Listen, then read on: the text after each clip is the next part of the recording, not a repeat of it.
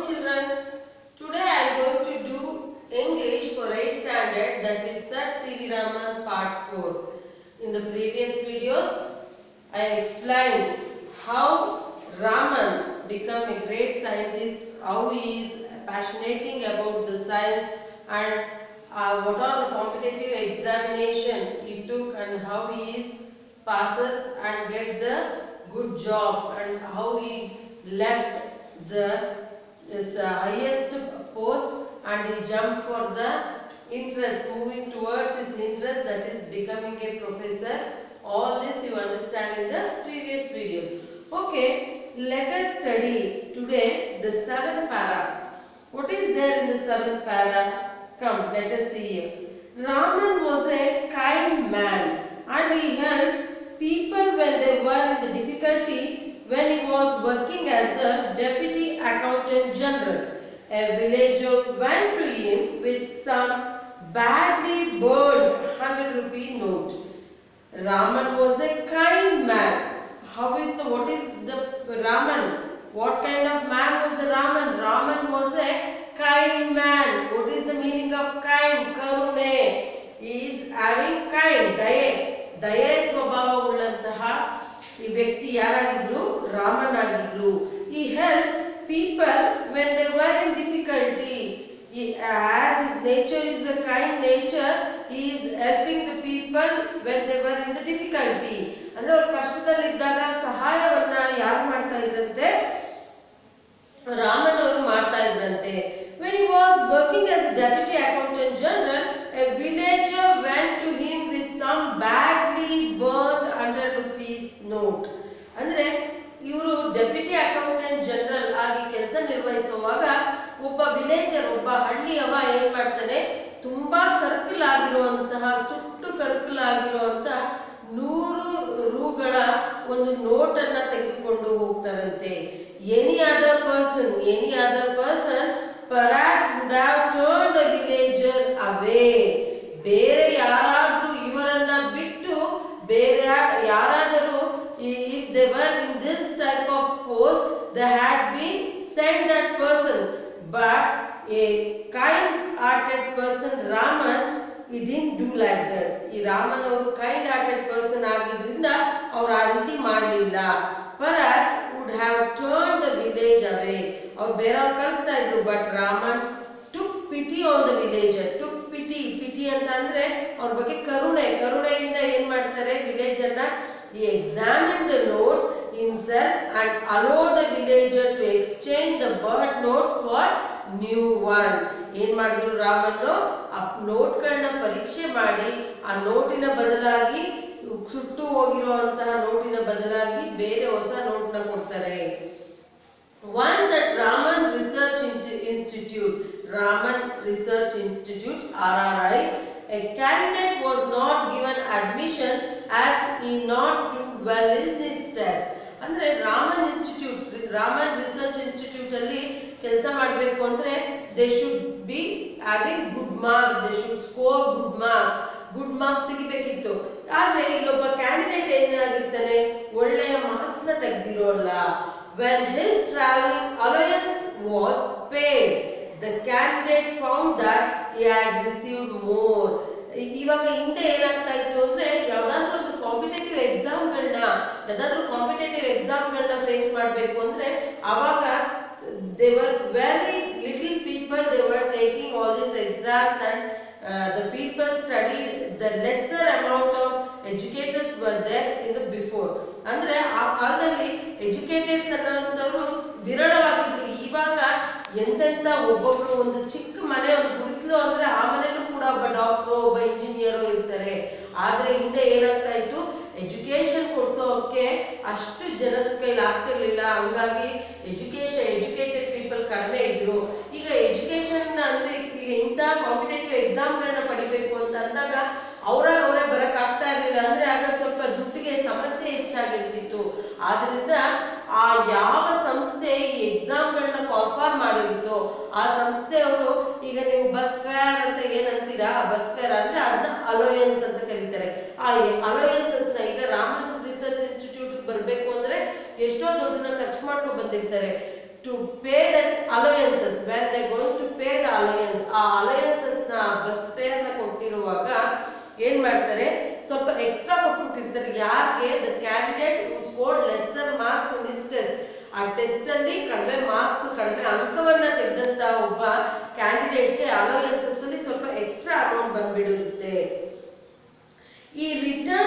office to pay back the excess amount.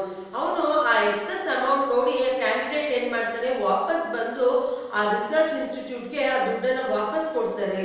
When Raman came to know of his, he liked the candidate's honesty and admitted him to the institute. By knowing his honesty, ಅವನು ಈ ತರ ಒಳ್ಳೆಯ nature ನ ನೋಡಿ Raman, even though he took the lesser marks, what he gave a seat in Raman Research Institute. Raman research institute ಅಲ್ಲಿ ಏನ್ ಮಾಡ್ತಾರೆ, ಅವನಿಗೆ ಒಂದು ಸೀಟ್ ಅನ್ನ ಕೊಡ್ತಾರೆ. The candidate was not able to make out why he was admitted. ರಾಮನ್ಗೆ ಅವ್ರ ಕ್ಯಾಂಡಿಡೇಟ್ಗೆ ಯಾಕಪ್ಪ ಇವನ್ though I took lesser marks, ನಾನು ಕಡಿಮೆ ಮಾರ್ಕ್ಸ್ ತಗೊಂಡಿದ್ರು ಕೂಡ ನನಗೆ ಸೀಟ್ ಕೊಟ್ಟಿದ್ದಾರೆ ಯಾಕೆ ಅನ್ನೋದು ಅವನಿಗೆ ಪ್ರಶ್ನಾರ್ಥಕ. It has been question for himself. When he had not done well in his test, it seems Raman told the candidate, I have admitted you to the institute because of your character. Because of your character. ನಿನ್ನ character, ನಿನ್ನ ಒಳ್ಳೆಯ ಗುಣದಿಂದಾಗಿ ನಾನು ಏನ್ ಮಾಡಿದ್ದೀನಿ, ನಾನು ನಿನಗೆ seat ಅನ್ನ ಕೊಟ್ಟಿದ್ದೀನಿ. You are not very good at physics. ನೀನ್ ಫಿಸಿಕ್ಸ್ ಅಲ್ಲಿ ಒಳ್ಳೆ ನಿನ್ ಫಿಸಿಕ್ಸ್ ಬಗ್ಗೆ ಅಷ್ಟೊಂದು ನಿನ್ನಲ್ಲಿ ನಾಲೆಡ್ಜ್ ಇಲ್ಲ. But I can teach you, ಆದ್ರೆ ನಾನು ಅದನ್ನ ನಿನಗೆ ಟೀಚ್ ಮಾಡಬಹುದು. But you are not good in the physics, but you are having honesty nature. ನಿನ್ನಲ್ಲಿ ಹಾನೆಸ್ಟಿ ನೇಚರ್ ಇರೋದ್ರಿಂದ ನಾನು ನಿನಗೆ ಈ ಸೀಟ್ ಅನ್ನ ಕೊಟ್ಟಿದ್ದೀನಪ್ಪ ಅಂತ ರಾಮನ್ ಅವರು ಹೇಳ್ತಾರೆ. I think you understood the 7th para, children. Okay, let us move on for the 8th. Here in this para, what did you understand? In this para, we can see the noble character, that is the humanity, nature of Raman. Ramanna karuneya swabhava, that is the noble nature, can see in the 7th para. Okay, let us move on for the 8th para. During his lifetime, Raman received a number of honors and medals. Raman received, ಇವರು ಅವರ life time ಅಲ್ಲಿ, ಅವರ ಜೀವನಾವಧಿ, life time ಅಂದ್ರೆ ಅವರ ಜೀವನಾವಧಿಯಲ್ಲಿ ರಾಮನ್ ಅವರು they received A number of honours. ಅವ್ರಿಗೆ ಎಷ್ಟೊಂದು ಬಿರುದು ಬಾವಳಿಗಳು ಬಂತು. ಯಾಕಪ್ಪ, ಇನ್ 1929 he was knighted by King George V and became Sir C.V. Raman. ಇವರು ಏನು ಸರ್ C.V. ರಾಮನ್ ಅಂತ ಯಾವಾಗ ಕರ್ಸ್ಕೋತಾರೆ ಅಂತ ಅಂದ್ರೆ, ಈ ನೈಟೆಡ್, KNIGHTED, ನೈಟೆಡ್ ಅಂದ್ರೆ ಗಿವಿಂಗ್ ಟೈಟಲ್, KNIGHTED, ನೈಟೆಡ್ ಅಂತ ಅಂದ್ರೆ giving title.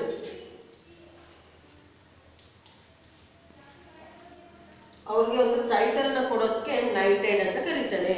Knighted by King George V and became Sir C.V. Raman. A number of universities honored with the doctorates, and he was a member of many international scientists and organizations. During his lifetime, ಅವರ ಜೀವನಾವಧಿಯಲ್ಲಿ ಅವ್ರಿಗೆ ಎಷ್ಟೊಂದು ಬಿರುದು ಬಾವಳಿಗಳು ಬರ್ತದೆ. 1929ರಲ್ಲಿ ಇವರು ಯಾರು, king George, 5ನೇ king George ಅವರು ಇವ್ರಿಗೆ ಏನನ್ನ ಸರ್ ಅನ್ನುವಂಥ, ಸರ್ C.V. ರಾಮನ್ ಅನ್ನುವಂಥ ಟೈಟಲ್ನ ಕೊಡ್ತಾರೆ. A number of universities honoured in the doctorate ಅವಾರ್ಡ್ನ ಕೊಡ್ತಾರೆ. He was a member of many international scientific organisation. ಎಷ್ಟೋ ಸೈಂಟಿಫಿಕ್ ಆರ್ಗನೈಸೇಷನ್ಗೆ ಇವ್ರು ಏನಾಗಿರ್ತಾರೆ, ಒಬ್ಬ ಮೆಂಬರ್ ಆಗಿರ್ತಾರೆ. In 1954 the government of India awarded him Bharat Ratna. ಇವರಿಗೆ ಭಾರತ ರತ್ನ ಪ್ರಶಸ್ತಿಯು ಕೂಡ 1954ರಲ್ಲಿ ಬರ್ತದೆ. In 1957 the Soviet Union honoured him awarding the International Lenin Prize. Soviet Union ಅವರು ಇವ್ರಿಗೆ ಇಂಟರ್ನ್ಯಾಷನಲ್ ಲೆನಿನ್ ಪ್ರೈಸ್ ಅನ್ನ ಕೊಡುತ್ತೆ. I think you understand what are the honors the Raman took. In the 9th para, Raman died on November 21st, 1970 at the age of 82. At the age of 82, he left us. That is, he died on November 21st at age of 82. 82ನೇ ವಯಸ್ಸಿನಲ್ಲಿ ಅವರು ಇಹಲೋಕವನ್ನು ತ್ಯಜಿಸ್ತಾರೆ. In his death, India lost one of a great son and the world a great scientist. Bharat ಒಬ್ಬ ಒಳ್ಳೆಯ ಮಗನನ್ನು ಕಳ್ಕೊಳ್ಳುತ್ತೆ, ಪ್ರಪಂಚ ಒಬ್ಬ ಸೈಂಟಿಸ್ಟ್ನ ಕಳ್ಕೊಳ್ಳುತ್ತೆ. ಇಂಥ ಮಹಂತರವಾದಂಥ ವ್ಯಕ್ತಿ ನಮ್ಮ ಈ ಸರ್ ಸಿ ವಿ ರಾಮನ್ ರವರು. I think you understand this chapter, is it not, children? read the entire chapter. What is the work of you means? You read the entire chapter, develop your craze towards your interest. ನಿಮ್ಮಲ್ಲಿ ಯಾವ interest ಇದೆ, sir C V Raman ತರ ನೀವು ಕೂಡ why they giving like this type of topic means you as a child, as a kid, what you want to do is you should also develop the craze or zeal like this and develop the nature like Raman and learn the language. You learn the language properly by reading the text. Wherever it necessary, you underline the difficult words. Took the what you take the dictionary, search the Kannada meaning, write down the difficult words 5 times. I'll give the question answer in the next class. Until then, thank you children.